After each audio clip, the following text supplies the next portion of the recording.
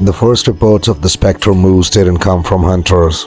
They came from truck drivers crossing the northern logging routes near Minnesota during deep winter, long after sunset, long after the roads should have been empty. The accounts all shared one detail: a massive shape standing in the tree line where no animal should reasonably survive the season. At first, people assumed it was just a moose. That won't be unusual for the region, but then came the second detail: light. Not reflection from headlights, not snow glare, a faint, cold glow outlining the animal's body as it moved between the trees. Drivers described it differently, but the pattern stayed consistent. A tall silhouette, long antlers, and a pale outline that seemed visible even when the headlights weren't directly on it. One driver stopped his truck near a frozen turnout just to confirm what he saw. He later reported something simple: it didn't react like wildlife. He said the shape stood still in the tree line for nearly half a minute, facing the road. Then it stepped forward, not quickly, not cautiously, just forward, through snow that should have made sound. And then it stopped again, close enough that the headlights caught the antlers clearly. That's when he noticed something else. The antlers weren't fully solid in appearance. They looked partially fractured in outline, like parts of them weren't fully there, as if the shape existed slightly out of alignment with the world around it. The driver didn't wait after that. He reversed his truck and left the turnout immediately. But he later said something that stayed in local conversation for weeks. It wasn't crossing the road, it was watching it. That winter, more sightings followed along similar routes, always near dense forest banks, always near frozen marsh edges, and always at night when visibility dropped low enough that uncertainty filled the gaps. No physical evidence was ever found. No tracks were consistently documented, but one pattern began repeating across unrelated reports. Whenever the Specter Moose was seen, the forest near it felt unusually quiet. No birds, no distant movement, just stillness in areas that should have been active even in winter. And in a region where silence usually means survival, people started treating silence differently, because something large was learning the roads. The second cluster of sightings came from a stretch of frozen wetland locals called the Marsh Corridor, just east of Minnesota logging territory. Unlike the roadside reports, these ones didn't come from drivers. They came from people on foot: ice fishers, early morning hunters, and one forest patrol worker during a routine winter check of boundary lines. All of them described the same environmental change first, not the creature, the silence. The Marsh Corridor is normally active even in deep winter, wind moving through reeds, distant bird calls, the low groan of shifting ice over shallow water pockets. But on the mornings when sightings occurred, the area reportedly felt muted. One ice fisher described it as like the whole marsh was holding its breath. The first direct sighting happened just before sunrise. A man drilling a fishing hole near a partially frozen inlet noticed movement across the far edge of the marsh. At first he assumed it was another fisher returning to shore. Then he realized the shape was too large. The silhouette rose above the brush line, tall, heavy, unmistakably deer-like in structure, but far beyond normal proportions. A moose. But it didn't break through snow or ice as it moved. It seemed to pass over it without disturbing the surface in a normal way. That detail repeated across multiple accounts. No crunching snow, no breaking ice crust, just movement, as though the ground beneath it was slightly less present than everything else. The ice fisher watched for nearly 20 seconds before realizing the animal wasn't angled toward water or land. It was moving parallel to the shoreline, following it. Then the glow appeared again, not bright, not like fire or reflection. A faint, pale outline around the body that made it visible even in low pre-dawn light.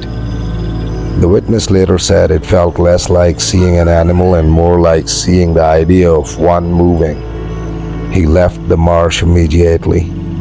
A forest patrol worker arrived running to inspect the area and found no tracks crossing the ice, no broken snow paths, no indentation near the shoreline where such a large animal should have passed. Only a pressure pattern in the frozen reeds, as if something had moved through them without fully interacting with them. That same day, radio chatter between patrol units picked up an unusual report from farther north along the corridor. A second sighting. Same description, same glow, same movement pattern along the tree line, but this time, it was stationary when observed, standing at the edge of frozen marsh water, facing outward, not in the forest, not toward prey, toward the open corridor itself. And according to the report, it remained still long enough that the observer tried to approach, but as soon as he stepped off the packed trail, the shape turned and disappeared into the trees without disturbing the snow at all. By the third week of the winter, the Specter Moose was no longer just a marsh report. It had moved into the logging roads, the network of narrow forest cuts that connect the deeper timber sections of Minnesota became the primary route for sightings. Truckers started reporting the same experience in different locations, a quiet stretch of road, headlights cutting through snowfall, and then something tall appearing at the edge of visibility between tree lines. Not crossing the road, not running away, just standing there long enough to be noticed. One logging driver described it while parked near a fuel depot outside a timber yard. He said he thought it was a deer at first, until it stepped closer to the road and filled the space between two trees completely. Too large, too still. What unsettled him most wasn't size alone, it was behavior. Most wildlife reacts to engine noise. This didn't. He slowed his truck to a stop just before reaching it. The engine idled loudly in the cold air. The shape remained in place. Then the headlights fully caught it. A moose, or something shaped like one. But the outline around it didn't behave like reflection or shadow. It lingered slightly beyond the body's edges, like a faint duplication trailing its form. The driver said he turned his high beams off and on twice to confirm what he was seeing. Each time the outline remained visible for a moment even after the lights changed, then it shifted, not away from the road, parallel to it, following the direction of the truck at walking pace. The driver reversed immediately. As he backed up, the shape did not chase.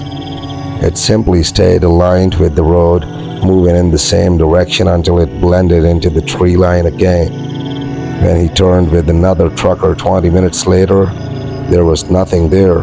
No tracks, no broken branches, no disturbance in snow along the roadside. Only one detail stood out. The forest along the edge of the trees nearest where it stood had melted slightly in a narrow vertical pattern, as if something large had been present long enough to change the temperature around it.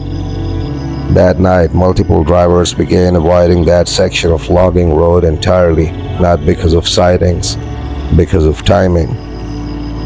They noticed the pattern. The Specter Moose appeared most often during low visibility hours, just before dawn or just after sunset, when forest edges blur and depth perception fails, as if it preferred moments when the world itself becomes uncertain. One dispatcher summarized it simply over radio: it shows up when you can't trust distance anymore. And that became the working understanding among those who drove those roads. Not a predator in the usual sense, but something that existed most clearly when the environment stopped making sense. The most unusual report didn't come from a driver or a hunter. It came from a forestry radio operator stationed near a remote relay tower deep in the winter woods of Minnesota. The tower serviced multiple logging routes and was usually quiet overnight except for routine weather updates. That changed one night during a heavy snowfall. Visibility dropped to nearly zero across the forest network. At 2:17 a.m., the operator logged a routine check from a patrol unit near the northern grid. Nothing unusual at first, just standard location confirmation. Then the transmission shifted. The patrol unit reported seeing a large animal near a frozen clearing off Route 14 logging access. At first, the predator assumed a standard wildlife encounter. Moose sightings in winter were not uncommon, but the tone changed mid-sentence. The patrol officer paused, then said something that wasn't part of any standard report. "It's still standing there, but the outline is wrong." The operator asked for clarification. There was a delay. Then the response came back slowly. "It's like it's not fully in the trees." After that, the transmission picked up background noise, wind, engine idle, footsteps in snow, then silence for nearly 10 seconds. And then the officer spoke again, quieter, more controlled. "Do not approach it." That was the last clear statement. A few seconds later, the signal distorted heavily. The operator noted a secondary interference pattern on the frequency, something that shouldn't have been possible under normal weather conditions. Then a second voice appeared on the channel, not the patrol unit, not another dispatcher. It was faint, almost overlapping, describing something large moving parallel to the road. The words were incomplete, broken by static. "Following, tree line, same distance." Then the transmission ended abruptly. No emergency code, no distress signal, just silence. A search team was dispatched at first light to the reported location. They found the patrol vehicle parked off the logging road, engine still warm. The unit was intact, no damage, no sign of struggle. But the tire tracks in the snow showed something unusual.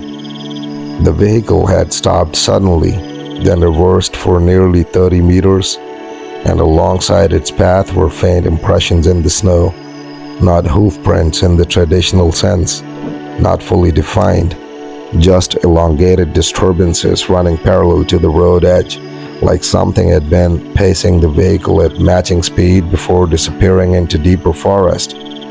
No body was ever found. No confirmed wildlife explanation was recorded.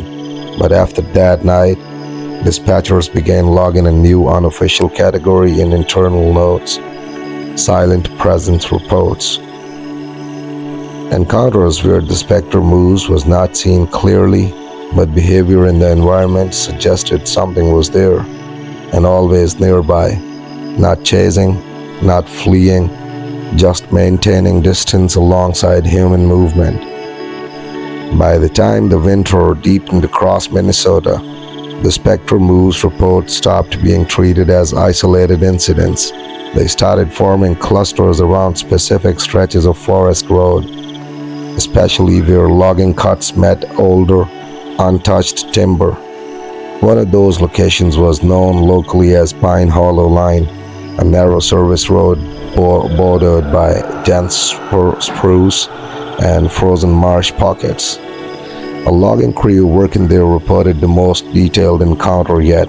It happened just after midday, during a short break in snowfall.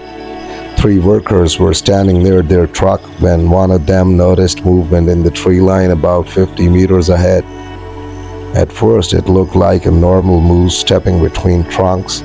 Then it stopped, perfectly aligned with the road, not angled away, not crossing, just facing parallel to their position. The crew initially assumed it would move on like normal wildlife, but it didn't. It stayed still long enough that one of the workers raised binoculars.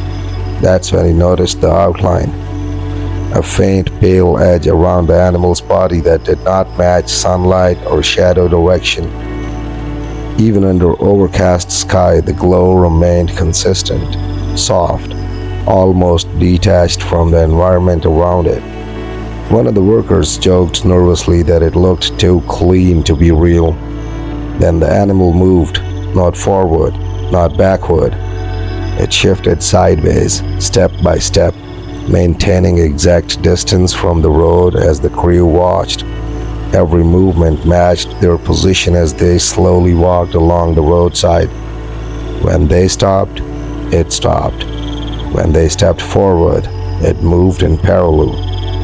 That detail unsettled them more than size alone. It was responding.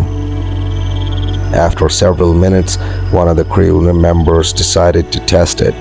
He walked away from the truck toward the tree line at an angle, expecting the animal to either flee or turn. Instead, the moose-like figure adjusted its position again, keeping itself aligned with the road rather than the individual, almost as if the road itself was the reference point, not the people. The worker stopped immediately. At that moment, the glow intensified briefly around the animal's antlers before fading again to its unusual faint outline. Then, without warning, it turned fully into the trees. But it didn't leave. It simply disappeared between the trunks without breaking snow or disturbing branches in a way that they could clearly track. The crew approached cautiously afterward. No tracks were found leading into or out of the forest, only a narrow line of compressed snow running parallel to the road edge, too uniform to match natural wildlife movement. The logging supervisor later described it in a report: no approach trail, no exit trail, just alignment. That phrase became a recurring note in later sightings. Alignment, not interaction, not pursuit. A presence that appeared to orient itself in relation to human movement patterns rather than terrain. After Pine Hollow Line, crews began avoiding straight sections of isolated logging road during low visibility hours, because if the Specter Moose appeared, it didn't chase, it matched. The coldest reports came later in the season, when the snow hardened across the North Forest grid of Minnesota and frozen marshland turned into a continuous white surface broken only by trees and logging cuts. That's when the Specter Moose stopped being confined to roads. It began appearing on open ice fields. One of the most detailed accounts came from a survey worker assigned to check frozen terrain stability near an abandoned logging lake basin. He was alone, driving a small utility snow vehicle across a wide frozen expanse that should have been completely empty. Visibility was low but stable. No wind, no storm, just pale light reflecting off ice. Halfway across the basin, he noticed something ahead that didn't match the surface texture. A vertical silhouette standing far out on the ice, too tall for a tree stump, too symmetrical for debris. At first, he slowed to identify it. Then he realized it was moving, not toward him, not away, parallel to his path across the ice. The vehicle continued forward at a steady speed while the figure matched distance exactly from the tree line at the far edge of the basin, as if both were following invisible lanes carved into the frozen landscape. The worker later described a strange sensation. It felt like I wasn't crossing the lake, I was crossing something that was aware of me crossing it. When he stopped the vehicle, the shape stopped. When he reversed slightly, it adjusted position accordingly, maintaining a constant lateral distance. That detail matched earlier reports from logging roads, but the settling made it worse. There were no trees here, no cover, just open ice. He radioed dispatch, but the transmission came through broken due to distance interference and weather conditions. Only fragments were recorded. Large animal, standing on ice, not reacting. Then another pause, followed by something unexpected. outline visible even without headlights. The worker attempted to approach on foot after the vehicle stalled briefly. That's when the most disturbing detail occurred. As he stepped onto the ice, the shape did not move.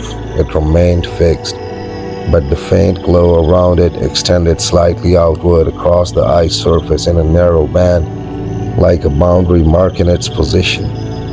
He stopped immediately. When he stepped back, the glow contracted. The worker later refused to describe what he thought it meant, but his written report included one line: "It behaves like it knows where it is supposed to be seen from." By the time backup arrived, the entire basin was empty. No footprints on snow-covered ice, no disturbances, only a faint, linear forest pattern running diagonally across the surface where the figure had been observed, as if heat had briefly existed there in the shape of something standing still.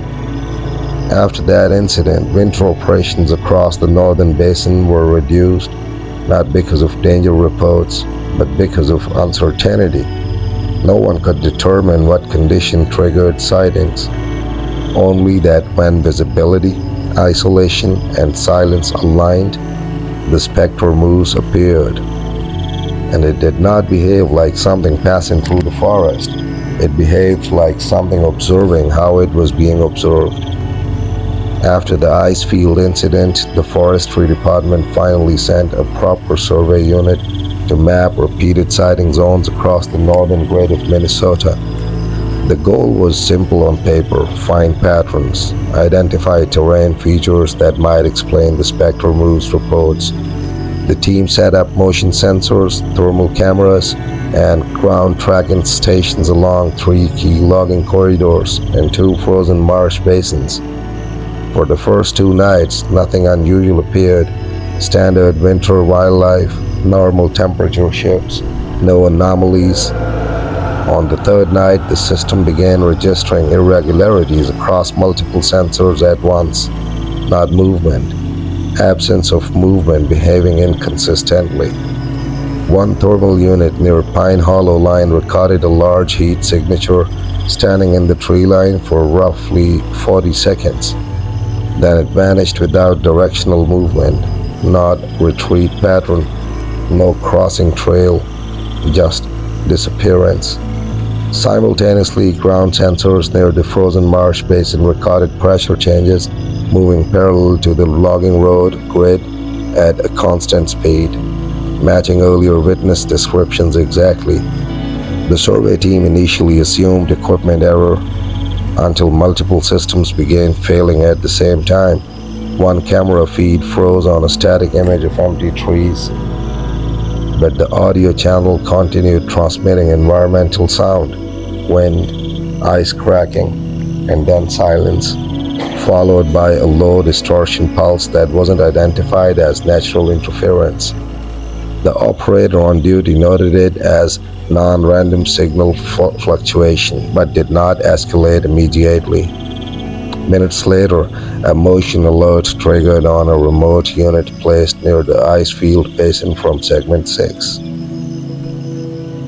The camera showed nothing at first, just snow. Then a faint vertical outline appeared in frame, not entering, not leaving, already present, standing at the edge of visibility where tree line meets open ice. The operator attempted to zoom in. The image sharpened briefly. The Specter Moose was visible again, but this time the outline effect was stronger. A faint luminous boundary surrounding the body that extended slightly beyond physical form, especially around the antlers. Then something unexpected occurred. The camera feed began to adjust exposure automatically, as if compensating for brightness that wasn't physically increasing. But the light levels in the environment had not changed. Within seconds, all nearby sensors began to register identical anomalies. Temperature drop localized around the figure's position, magnetic fluctuation spikes, and synchronized silence across audio channels. Then, every system in the grid recorded the same final event. The Specter Moose turned its head, not toward the camera, not toward the forest, but along the exact line of the sensor network itself, as if tracing the system that was watching it. And then, one by one, the feeds went dark, not through power failure, but signal loss at identical timestamps across all devices.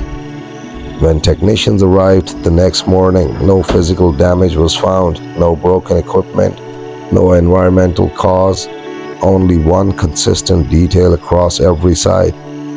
All cameras had been aimed slightly off angle from their original positions, as if something had adjusted them after the recording stopped. After the survey grid failure, the Forestry Service changed tactics. Instead of static cameras, they sent rotating patrol units through the northern logging corridors of Minnesota. The idea was simple. Constant movement would prevent whatever was being observed from establishing a fixed presence. Two-man teams, short routes, strict check-ins every 30 minutes. For the first few patrol cycles, everything appeared normal. No sightings, no sensor anomalies, no environmental disturbances beyond typical winter conditions. Then Patrol Unit 4 stopped responding. Their last confirmed transmission came from a logging road near Pine Hollow Line. Routine check-in, clear signal, no distress. Then, approximately 12 minutes later, the secondary unit assigned to the same grid picked up partial radio interference. At first it sounded like overlapping transmissions, then fragments became clearer, visual on large animal standing at tree line, not moving away. There was a pause. Then one of the patrol officers spoke again, voice lower than standard reporting tone. It's pacing us. The secondary unit attempted to re-establish direct contact with Patrol 4, but the signal degraded rapidly after that. What followed was recorded as intermittent audio only, snow crunching, engine idle changes, and then a long stretch of silence. The next confirmed data point came from a GPS ping, not voice. Patrol 4 had stopped moving entirely near a frozen bend in the logging corridor. No crash signal, no emergency marker, just static position. A backup unit was dispatched immediately. They arrived roughly 40 minutes later. The patrol vehicle was found intact, engine off, doors closed, no signs of struggle, no visible damage to the exterior, but both officers were gone. Inside the vehicle, equipment was still powered on, radios still active, thermal scanners still running. One helmet-mounted camera had been left recording. The footage showed the patrol moving slowly through the logging road earlier that night, snow falling steadily, headlights cutting through trees. Then, just before the signal stopped updating, the camera captured something ahead in the tree line. A large silhouette, stationary, too tall for a deer, too broad for a wolf. The Specter Moose. But what made the footage different from previous sightings was positioning. It wasn't beside the road. It wasn't parallel. It was directly in front of the vehicle path, facing them. The recording continued for several seconds as the patrol vehicle slowed. Then one officer spoke quietly. "It's in the road this time." A pause. Then the driver attempted to reverse, but the camera view shifted abruptly, like the vehicle had been repositioned slightly without clear motion blur. The moose was still in frame, closer now, but the distortion effect around it was stronger than before.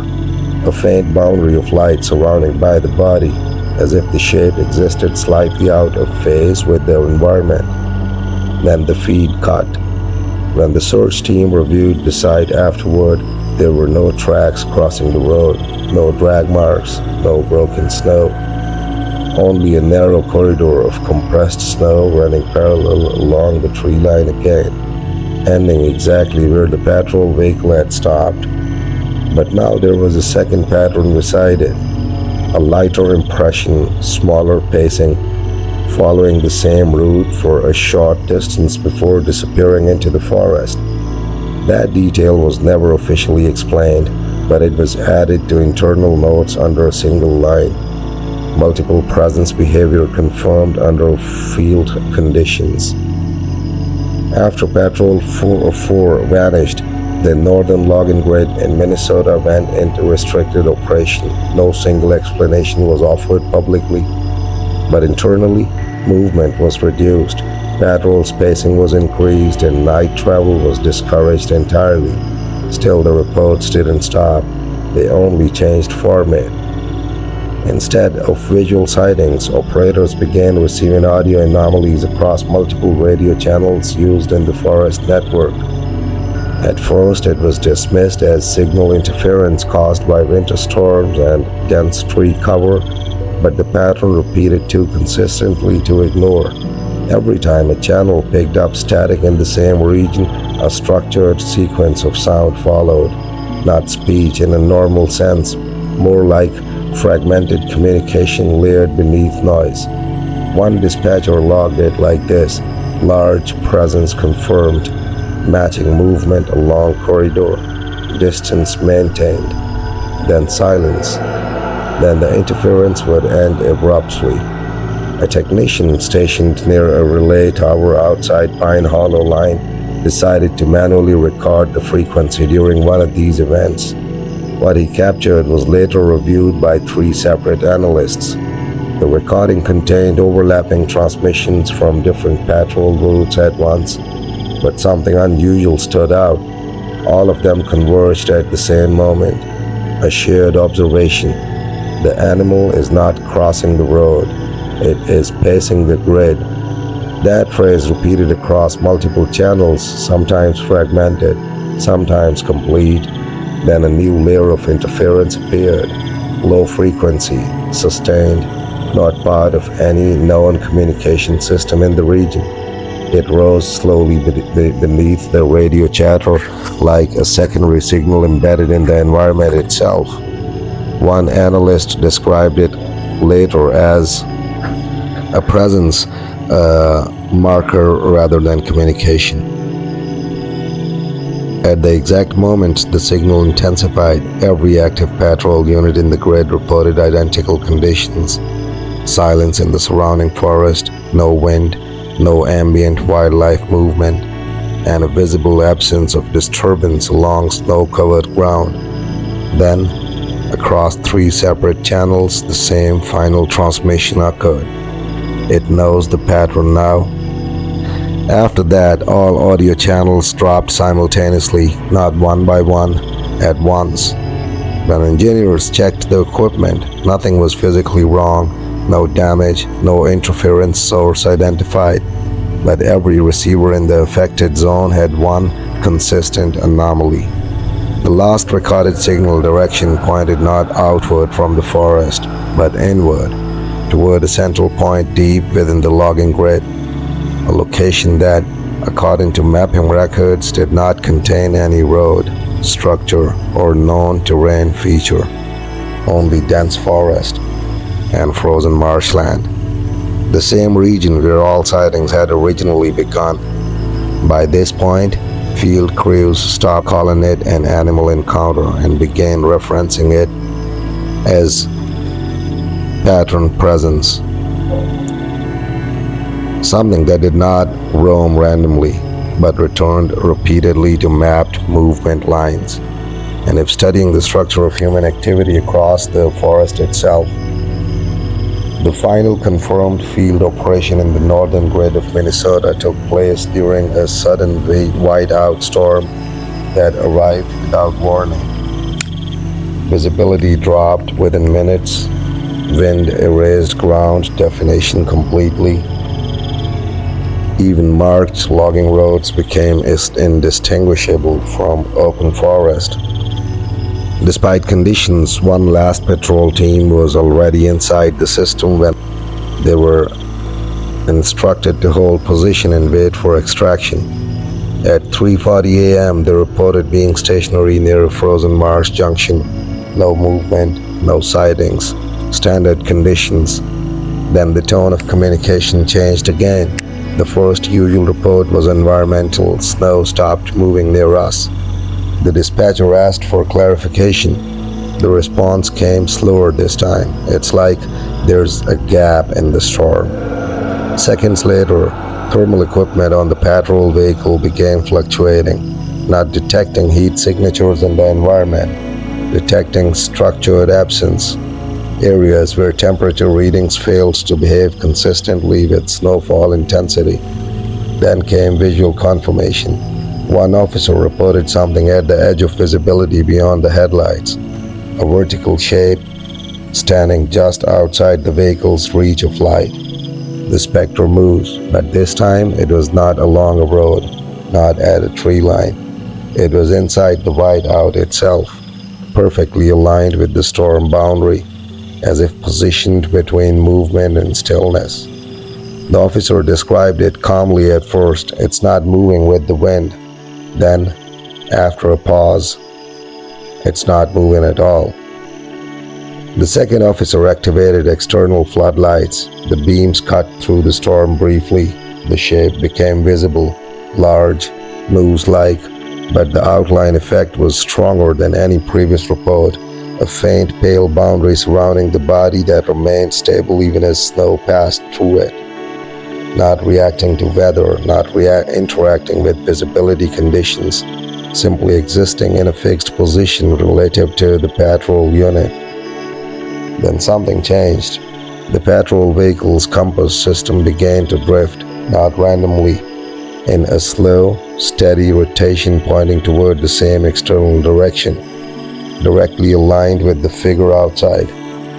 The driver attempted to reverse, but the snow beneath the vehicle showed no clear traction, loss, or mechanical failure. It simply stopped responding in a controlled way. At that moment, the officer outside the vehicle reported a final observation. It's closer than it was. No footsteps were heard, no approach recorded, yet the distance had changed. Then the radio channel filled with static for nearly 10 seconds, followed by one final structured transmission fragment. All routes converge here, and then silence. When the extraction team arrived hours later, the storm had cleared. The vehicle was found intact near the marsh junction. No occupants inside, no external damage, no tracks leading away in any direction. Only one consistent detail remained in the snow around the vehicle.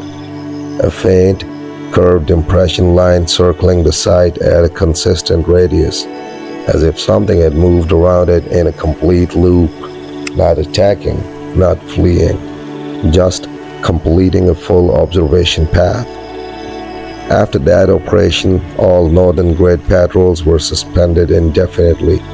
The official report listed weather risk and communication failure, but internal notes contained a final unresolved line.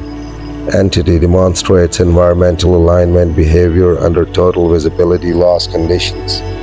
And that was the last confirmed record of the Specter Moose within the activity logging network. And after that, only silence remained in the forest corridors. Months after the last patrol was pulled from the northern grade of Minnesota, the incident files were quietly transferred to a civilian geological review unit. Officially, it was for archival terrain study. Unofficially, someone wanted a second look at the movement patterns. A cartographer assigned to cross-reference all Specter Moose reports began overlaying sightings onto historical land surveys dating back over a century. What he found didn't make sense at first. The sightings didn't cluster randomly. They aligned, not with roads, not with forests, but with older terrain features that no longer existed in modern mapping systems. Abandoned marsh channels, frozen water corridors that had shifted or disappeared due to seasonal drainage changes, and most notably, old logging era routes that had once connected the isolated forest basins before being rerouted or closed decades ago. Every confirmed sighting location seems to fall along these forgotten paths, as if the movement was following infrastructure that no longer officially existed. The cartographer flagged the anomaly, but his findings were initially dismissed as coincidence until he added time data. That changed everything. When plotted chronologically, sightings did not appear random, they moved in sequence. From marsh basin to logging corridor to ice field to road network, then back again into forest depth.